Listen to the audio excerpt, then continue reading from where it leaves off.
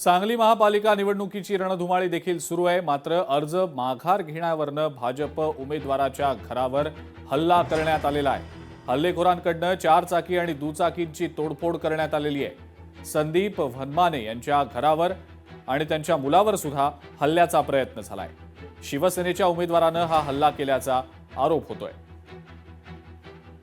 Ward क्रमांक 3 मध्ये माझी आई भारतीय जनता पार्टीकडून नगरसेवक पदासाठी उभे आहे व समोरचे शिंदे गटाचे जे उमेदवार आहेत सागर वनखंडे यांनी काल रात्री 12च्या सुमारास गुंड प्रवृत्तीचे मर्डरमधले कुपवाडमधल्या मर्डरमधले व खंडेराजुरीमधले इथले मर्डरमधले अशी गुंड प्रवृत्तीमधले काल रात्री लोक मला पाठवून देऊन धमकी दिली की अतुल वैदंडे आणि निलेश गडदे असे हे मर्डरमधले आरोपी आहेत।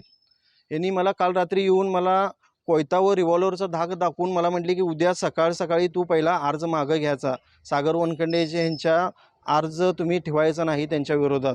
म्हणजे ह्याचा अर्थ काय आहे? शिंदे गट हे म्हणजे काय गुंड प्रवृत्तीचे अशी लोक पाठवून देऊन आमच्यावरती दबावशाही करत आहेत का? म्हणजे यांच्या पायाखालची वाळू सरकलेली आहे का? शिवसेनेकडून मी उमेदवारी अर्ज दाखल केलेला आहे आणि आज जो आपले संदीप वनमाने यांच्याकडून जे बिनबुडाचे आरोप माझ्यावरती झालेले आहेत की मी गुंड प्रवृत्तीची लोक पाठवून तिथं त्यांच्या गाड्यांची तोडफोड केली, त्यांना धमकवलं, हे मी आरोप आज या ठिकाणी फेटाळतोय। आज ह्या आरोपामध्ये काहीसुद्धा तथ्य नाही असं माझं मत आहे।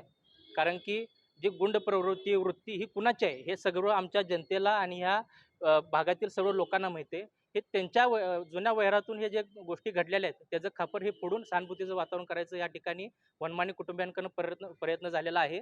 आमचं वनखंडे कुटुंब समाजकार्य, लोकांच्या मदतीला धावून जाणं, लोकांच्या अडचणीला गरजेला पडणं, ह्यावरती आमचं समाजकारण राजकारण घडलेलं आहे। हे गुन्हेगारी वृत्ती आमच्या कुटुंबाची नाही। लोकशाही मराठी ऐका, पहा, जागरूक रहा।